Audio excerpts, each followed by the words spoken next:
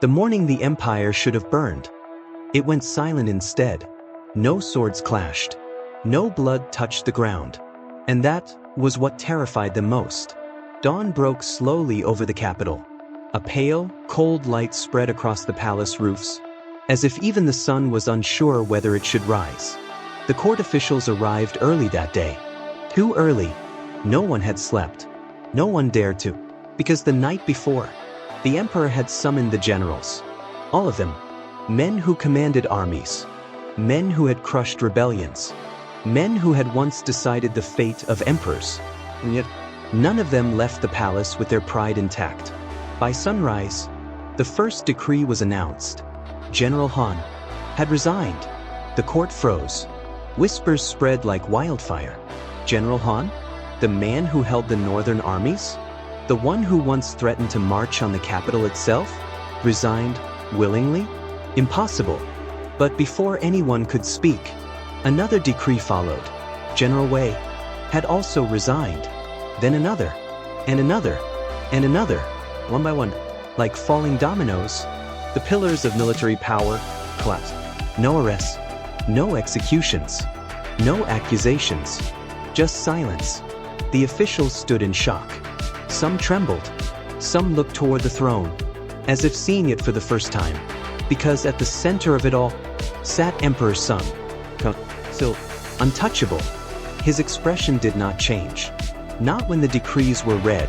Not when the generals bowed one last time. Not even when the court realized what had just happened. He had disarmed them, all of them, without raising a single blade. The old minister finally stepped forward. His voice shook. "Your Majesty, how is this possible?" Sung did not answer immediately. He simply looked at the empty spaces where the generals once stood. Then he spoke. Softly. They chose peace. The court felt a chill. Because no one believed that. Men like those generals did not choose peace. They chose power. So what had the emperor done? That question lingered, like a shadow that refused to fade. Hours later, the dismissed generals left the capital. Their armies were reassigned. Their banners lowered. Their names quietly erased. But something was wrong. General Han did not look defeated. He looked relieved. As his carriage rolled through the gates, his aide finally asked the question no one else dared to. "General, why did you surrender?" Han closed his eyes. For a long moment, he said nothing. Then quietly, he answered, "Because I want to live." The aide frowned. "That cannot be the only reason."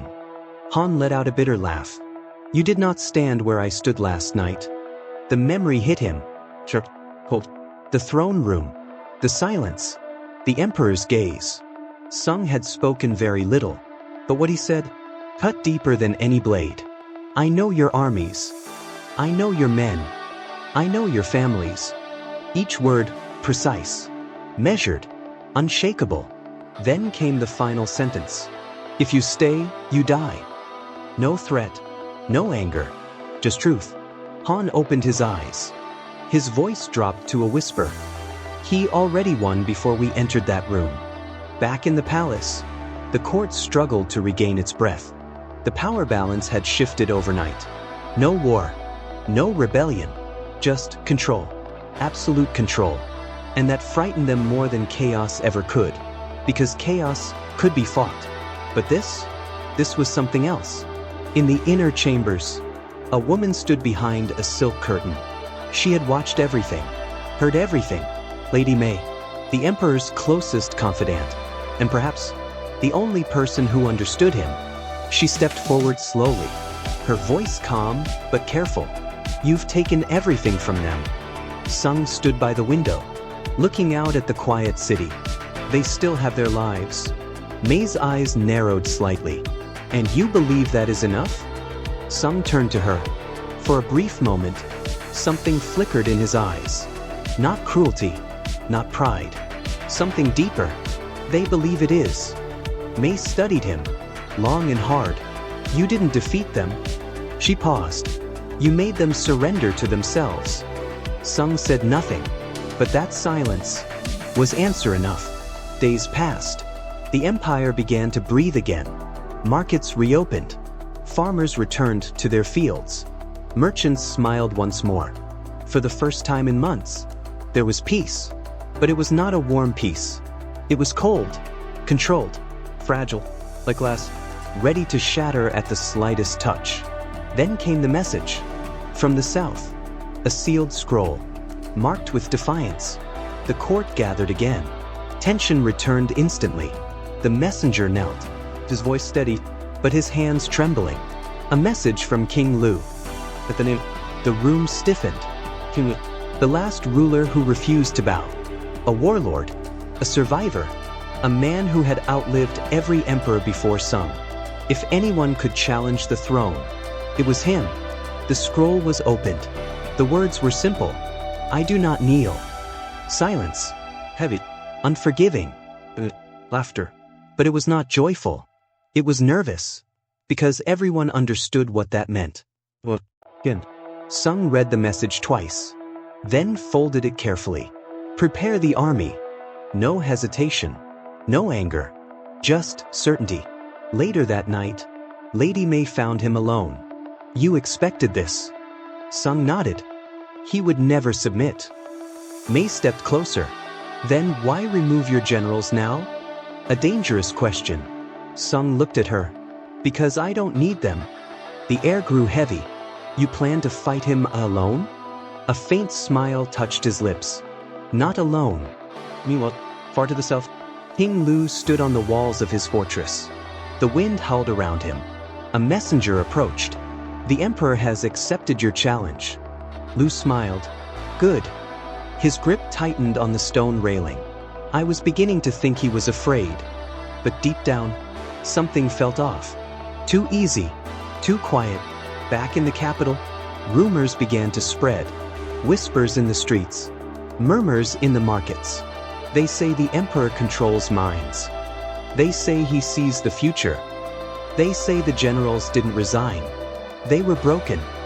The stories grew, twisted, and with each whisper, the emperor became something more than human, something dangerous.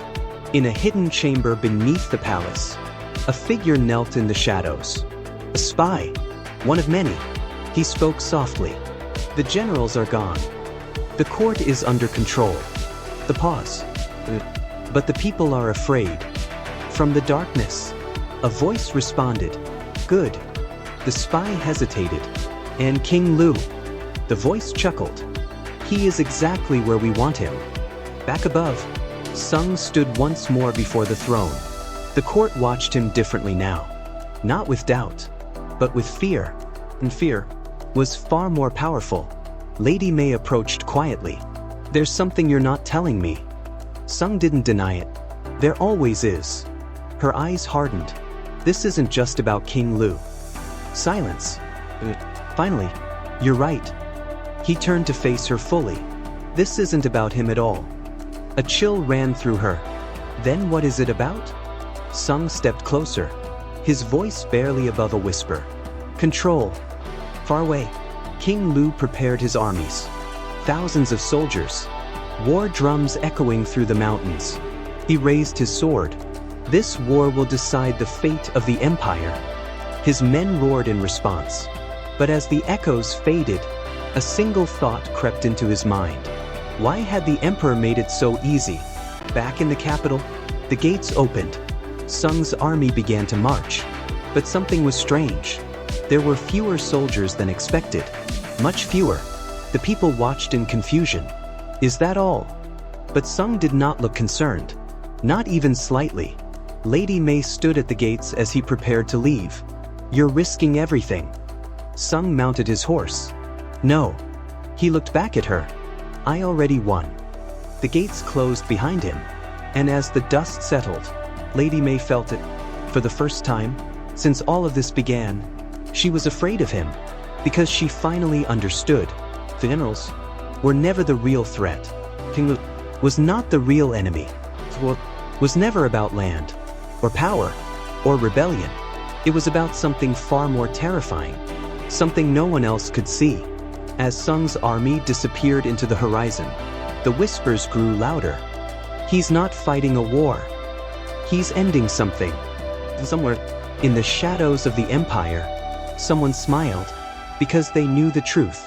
The emperor's greatest victory had not yet been revealed, and when it was, no one would be able to stop him.